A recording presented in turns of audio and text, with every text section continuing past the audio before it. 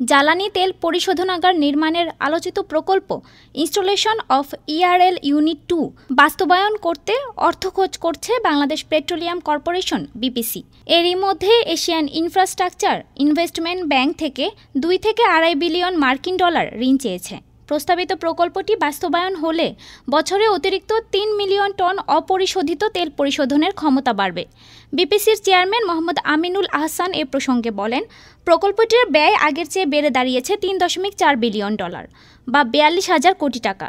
প্রকল্পটি শুরু হওয়ার পর থেকে শেষ হতে 5 বছর সময় লাগবে। জ্বালানি বিভাগের সংশ্লিষ্ট এক কর্মকর্তা জানান, প্রকল্পের মোট ব্যয়ের 40% সরকারের তহবিল থেকে আর বাকি 60% বিভিন্ন দাতা সংস্থা ও বহুজাতিক ব্যাংকগুলোর থেকে ঋণ নেওয়া হবে।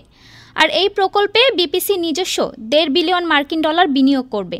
জানা গেছে, বিপিসি তার বিপণন মুনাফা থেকে প্রায় 150 বিলিয়ন টাকা আলাদা করে রেখেছে এবং অতিরিক্ত 110 বিলিয়ন টাকা সরকারি কোষাগারে জমা দিয়েছে। এছাড়া এরই মধ্যে প্রকল্পটিতে মার্কিন এক্সিম, চীনা ব্যাংক এবং অন্যান্য বহুপক্ষীয় দাতা সংস্থা সহ বেশ কয়েকটি আন্তর্জাতিক আর্থিক প্রতিষ্ঠান প্রকল্পে অর্থায়নে আগ্রহ প্রকাশ করেছে।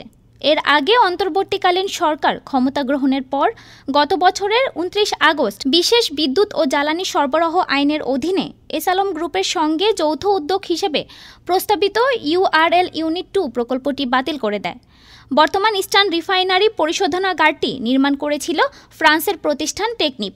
নতুন পরিশোধনাগারটি তাদের মাধ্যমে করার নীতিগত অনুমোদন দিয়েছিল সরকার। দেশে জ্বালানি তেল পরিশোধনের সক্ষমতা না বাড়ায় বেশি পরিমাণে ডিজেল আমদানি করতে হয়।